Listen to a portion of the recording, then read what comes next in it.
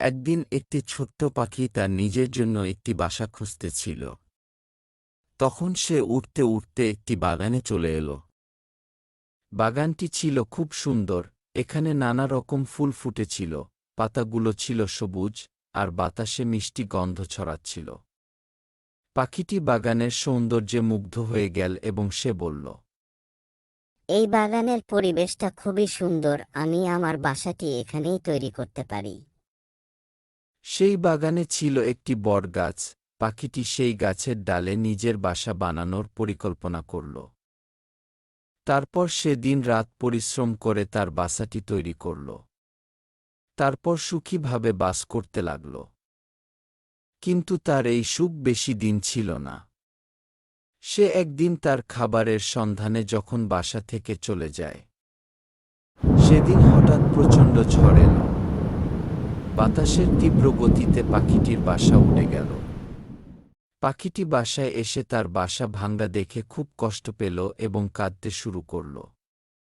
পাখিটি মনে মনে বলল, আমি এত কষ্ট করে বাসাটি তৈরি করেছি, সেই বাসাও ভেঙে গেল। এখন আমি কোথায় যাব? তখনই বাগানের একটি বুড়ো গাছ সেই ঘটনাটি দেখল। তারপর পাখিটিকে বলল, পাখি বন্ধু, জীবন সবসময় মসৃণ পথে চলে না। ঝড় এসে সবকিছু উড়িয়ে নিয়ে যায়, কিন্তু হাল ছেড়ো না। তুমি আবার চেষ্টা করো। নিজের শক্তি আর ধৈর্যের উপর বিশ্বাস রাখো। তুমি আবারও বাসা তৈরি করতে পারবে। এবার আগের থেকে মজবুত করে বাসা তৈরি করো, যাতে কোনো ঝড় কিংবা বাধায় তোমার ঘর ভেঙে না যায়। পাখিটি গাছের কথা শুনে সাহস পেল।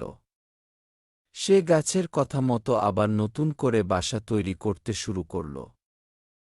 এবার আরও মজবুত করে বাসা বানাল, যাতে ঝড়েও তা উড়ে না যায়। তারপর পাখিটি বাসাটিতে থাকতে শুরু করল। তার কিছুদিন পর আবার একটি ঝড় এল, কিন্তু এবার পাখিটির বাসার কোনো ক্ষতি হল না, বরং তা অক্ষত রইল। সে খুশি হল এবং গাছকে বলল, গাছ বন্ধু, আমাকে এত সুন্দর একটি বুদ্ধি ও সাহস দেওয়ার জন্য ধন্যবাদ তোমায়। তারপর সে সেখানে সুখীভাবে থাকতে শুরু করল। পাখিটি বুঝতে পারল যে জীবনে ঝড়ও আসবেই, কিন্তু সাহস আর অধ্যবসায়ের মাধ্যমে সব বাধা অতিক্রম করা যায়। এই গল্প থেকে আমরা এই শিক্ষা পাই যে জীবনে বিপদ আসবেই, কিন্তু কখনো হাল ছেড়ে দেওয়া উচিত নয়। নিজের শক্তি ও ধৈর্যের উপর বিশ্বাস রাখলে সব বাধা পেরোনো সম্ভব।